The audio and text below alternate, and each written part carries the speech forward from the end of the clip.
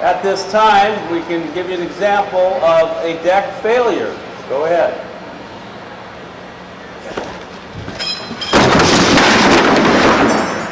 Now, Dexter didn't do too well. Hi guys, I'm Scott Smith. I'm the president of the Western Washington chapter of NADRA, and we're putting this video together to show you some of the details we planned into our deck collapse that were successful. We'll mention some of the things that were less successful so that we can give you a heads up on things you might want to think about in doing your own. All right, let's go ahead and collapse the deck. Okay, basic size layout. In this case, we built, I believe it's a 28-foot wall. It's 8 feet tall and mounted the decks near to the top, as you can see. The spacing from the front of the deck to our barrier over here for the audience not to go beyond is 16 feet. We discovered that in case the deck falls forward, that's definitely necessary, and then there's another 3 feet back to the chairs. Additionally, we issue safety glasses. These are the ones that were provided by one of our members, but we like to issue safety glasses at least to the front row or two, just in case anything breaks off the deck and flies in their faces. First of all, the deck itself. This is an 8-foot by 8-foot square deck. We use 2x6s untreated so that we could make that point to the public that they need to have a treated deck. Okay, as you can see, we've screwed the joists into the rim joist. We did that all the way around the deck, so there's no hangers on this deck. We didn't need them. 3 screws, one of them being a ledger lag in the center, and then these are, I think, 4-inch screws that we used. This has held the deck together perfectly well. This deck has been dropped 12 or 13 times and no problems with it. Okay, here we've got the beam. In this case, we chose to do 2 6x6s sistered together for the purpose of showing people that this is not appropriate because of the rot that occurs in between 2 sistered pieces of wood. We also elected to use a 2x4 scab or gusset that is just simply nailed with 8-penny nails so that it will come loose when the deck collapses. And then we screwed it on tight to the post so it'll stay on the post. That way we get our release when the deck falls at this joint rather than down below. Okay, now we're looking at the footing. We started our deck collapse by having 2 concrete pier pads down here, and what we discovered was that when the deck collapsed, it was breaking the deck, it was breaking the post. We shattered the first 4x4 post with it the first time we dropped it. So we took the pier pads out, replaced the posts, and we're just letting it sit on the concrete.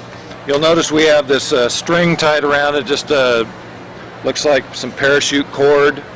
That's just for restraint purposes, so that we don't have pieces and parts flying off into the audience. What we're showing you now is our 4x4 post. This post broke after we removed the pier pad. They get tangled up and break. So we ran a couple of ledger screws down into the post to hold it together until the end of the show. But these are some problems you can face.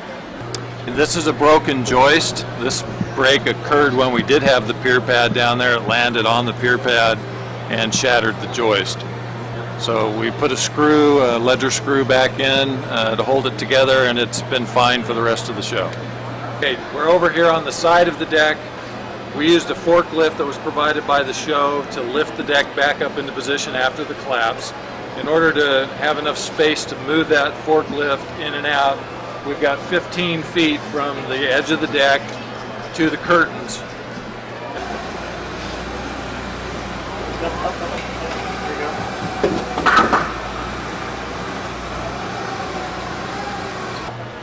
Okay, we're showing you the ledger attachment to the wall of the collapsing deck.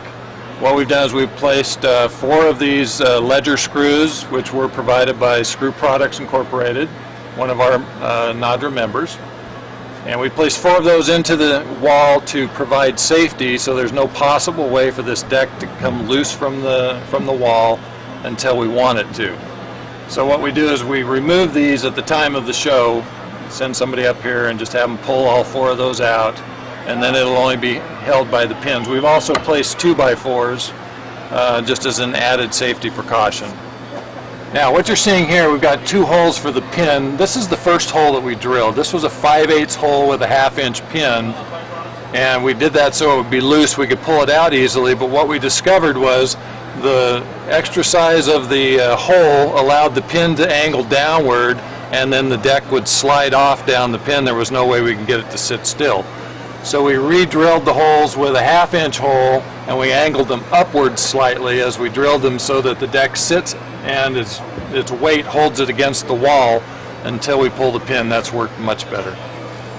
Okay, this is our railing detail. We just decided to build a very simple railing, and we found we had to screw the railing together. It's made of 2x4s.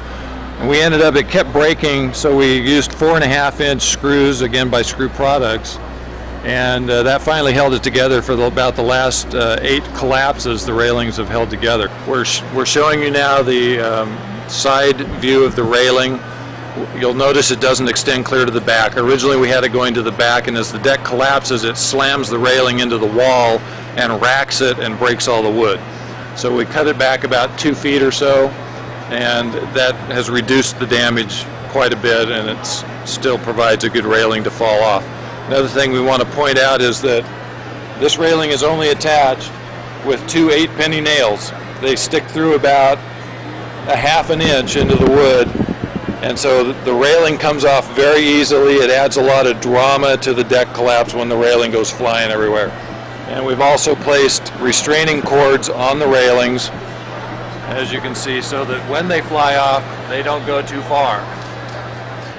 All right, now we're going to show you the wall that we used and how we braced it in place.